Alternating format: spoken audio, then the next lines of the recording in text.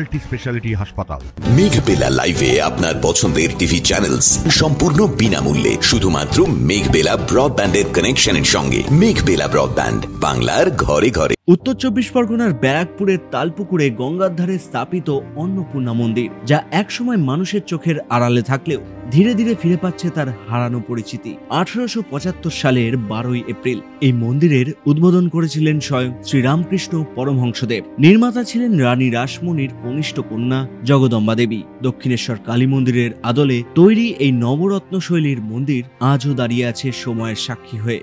আর এরই মধ্যে 5ই জুলাই উল্টো রথের দিন এই ঐতিহাসিক মন্দিরে আগমন ঘটল শ্রীরামকৃষ্ণদেবের পবিত্র পাদুকার।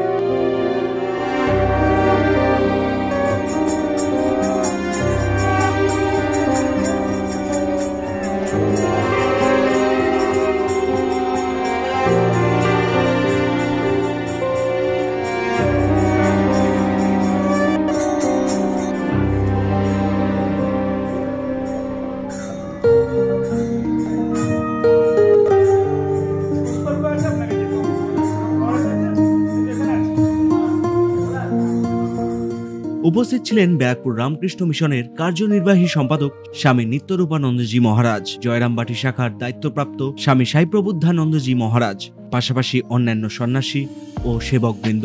জয়রামবাটি শাখার দায়িত্ব নির্বাহী স্বামী সাইপ্রবুদ্ধানন্দজি মহারাজ কেন এই মন্দির নির্মিত হয়েছিল সেই বিষয়ে আলোকপাত করে বলেন, আমার যেটা মনে হয় যে সকলেই সেই ঈশ্বরের ইচ্ছাতেই হয়।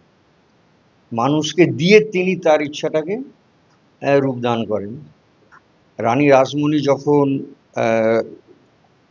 কলকাতা থেকে যাচ্ছিলেন কাশীর উদ্দেশ্যে, তখন সেই বজরা টজরা নিয়ে অনেক লোকজন যাচ্ছিলেন। যেতে যেতে যখন উনি দক্ষিণেশ্বরের ওখানটা করে এসে পৌঁছন, তখন সন্ধ্যা হয়ে গেল, অন্ধকার হয়ে গেল। তখন ওইখানে ওরা স্টে করে গেলেন, কেননা রাত্রিবেলা তার নৌকো যাবে না, আবার পরের দিন যাবে।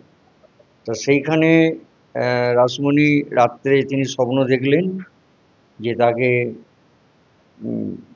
কি বলো দেবী ভগবতী বলুন বা কাশী যাচ্ছিলেন, আমরা মনে করি সেই মা অন্নপূর্ণাই রাসমণিকে স্বপ্নাদেশ করলেন যে অতদূর তোমার যাওয়ার দরকার নেই, তুমি আমাকে এইখানেই প্রতিষ্ঠা করো, এইখানে প্রতিষ্ঠা করো। এইভাবে স্বপ্নে তিনি সব কিছু বললেন।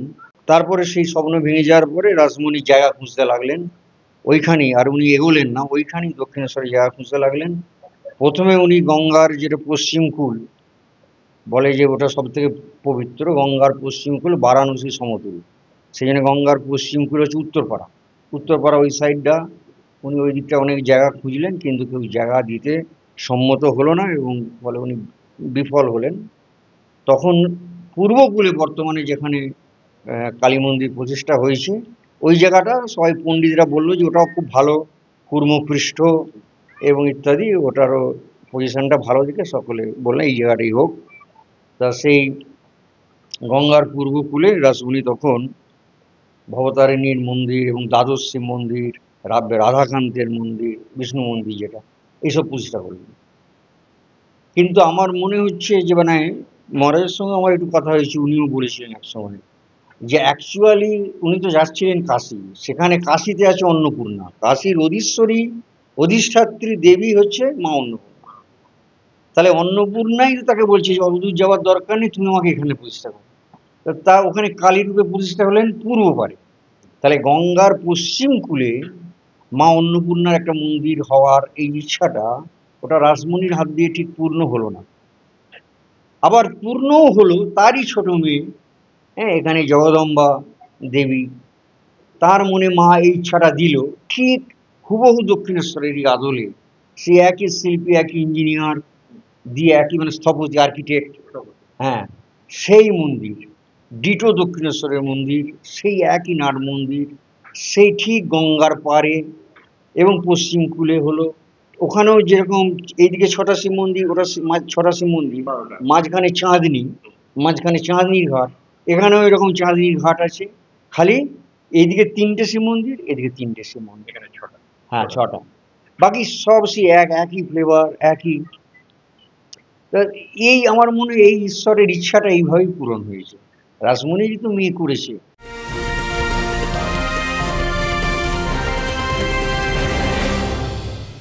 উত্তর 24 পরগনা ও তার আশপাশের এলাকার মানুষের সেবায় ক্যাথ ল্যাবের মতো অত্যাধুনিক সুবিধা নিয়ে পরিষেবায় ব্রতী সারদা মাল্টি স্পেশালিটি হাসপাতাল। একই ছাদের তলায় মানুষ সাধারণ চিকিৎসা থেকে শুরু করে 24 ঘন্টা cath lab, MRI, CT scan, এনআইসিইউর মতো সুবিধা এবার থেকে পেয়ে যাবেন সারদা মাল্টি স্পেশালিটি হাসপাতালে। প্রয়োজনে যোগাযোগ করুন 033-2592-0730, 2593-0730, 2593-3562 ও 9331275635 নম্বরে। আমাদের ঠিকানা Royal Park, Kalyani expressway, Barrackpore, Kolkata 7,121,000। Sarada multi speciality হাসপাতাল, পরিষেবাই হোক আমাদের মূল লক্ষ্য।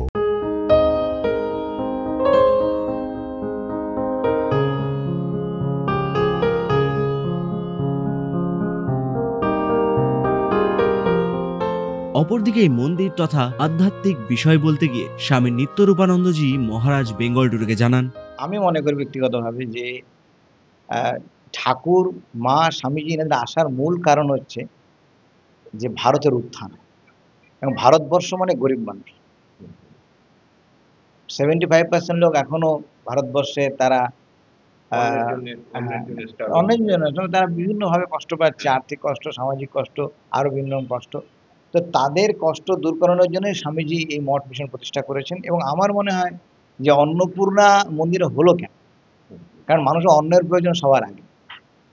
দুরকম অন্ন আছে, একরকম অন্ন আছে আমরা যেটা খাই শরীর ঠিক হয়, আর রকম অন্নের কথা শাস্ত্রে বলা আছে মানসিক অন্ন। সে মানসিক অন্ন এবং শারীরিক দুটো অন্নই এখানে আমরা পাবো। এই প্রচারটা করা দরকার। ম্যাক্সিমাম ক্ষেত্রে হয় কি বিভিন্ন জায়গায় প্যান্ডেলে কোনো একটা মন্দিরে এত লোক এলো খাওয়ানো হলো, কিন্তু স্বামীজি বলেছেন we need mental food also.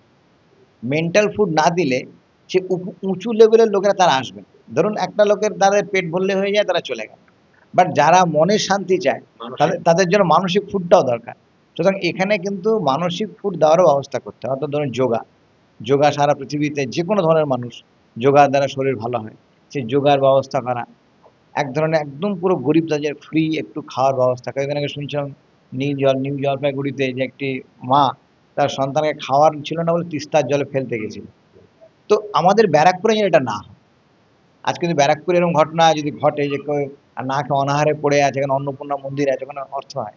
সুতরাং এই অন্নপূর্ণা মন্দিরের পেরিফেরিতে যাতে মানুষ না খেয়ে যাতে না থাকে, সেটা একটা আমাদের দেখা কর্তব্য। এবং আমি বলেছি যে আমরা মিশনে যদি কিছু করতে হয় আমরা রাজি আছি, মানে উই আর ফ্রিল্যান্স, যেখানে ভালো কাজ আমরা আছি, সে যে কোনো জায়গায় হোক। আমি ওনাদের বললাম যে আপনারা একটা করুন, যে কিছু একটা প্রথম বটম লেভেলে অন্নপূর্ণা মা আমরা গরিবদের একটু ফ্রি খাওয়ার ব্যবস্থা করুন। তার জন্য কি রেশন আমি মিশন দেবো, মাসে মাসে আমরা পাঠিয়ে দেবো, যাতে এই পেরিফেরিতে যে মায়ের নামে কেউ না খেয়ে না থাকে, নাম্বার 1। সেকেন্ড হলো কিছু ইন্টেলেকচুয়াল এখানে এবং ফিজিক্যাল এবং মেন্টাল তারও উন্নতির জন্য ব্যবস্থা আপনারা করুন।